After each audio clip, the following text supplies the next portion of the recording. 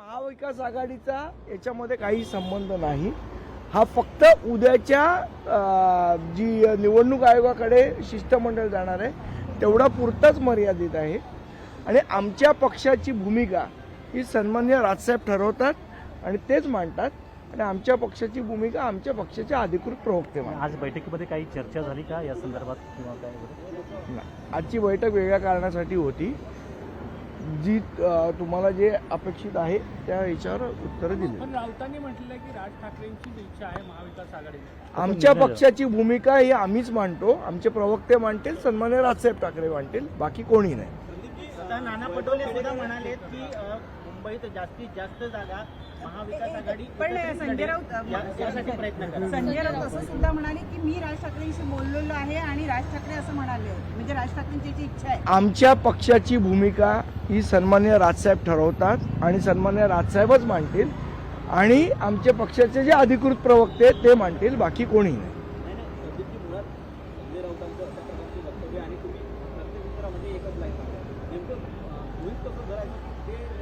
आता ह्याच्यापेक्षा स्पष्ट अजून काय सांगू तुम्हाला. आमच्या पक्षाची भूमिका आम्हीच मांडणार, दुसरं कोण कसं मांडू शकेल.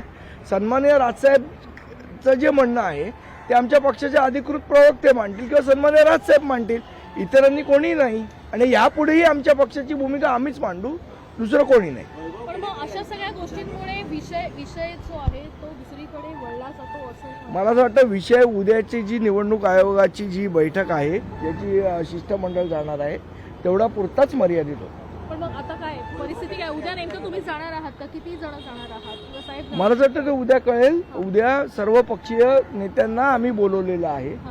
आम्ही इव्हन भारतीय जनता पक्षालाही पत्र पाठवलं. शेवट असं आहे, निवडणुका पारदर्शीपणे होणं ही सगळ्याच पक्षांची जबाबदारी आहे. एकटी काय आमची नाही किंवा एकटी काय सगळ्या पक्षांची जबाबदारी आहे. त्यामुळे आम्ही सगळ्यांना या उद्याच्या जे शिष्टमंडळ जाणार आहे त्या शिष्टमंडळामध्ये आम्ही सर्व पक्षीय लोकांना निमंत्रण पाठवलेलं आहे. कोणाचा रिप्लाय काय आलाय आज का? ठाण्यात देखील मोर्चा आहे.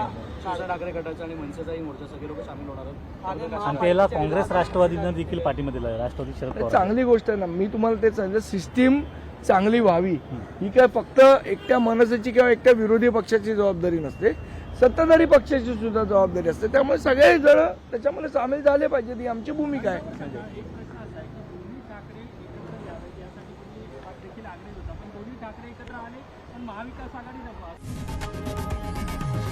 लोकशाही मराठी ऐका, पहा, जागरूक रहा.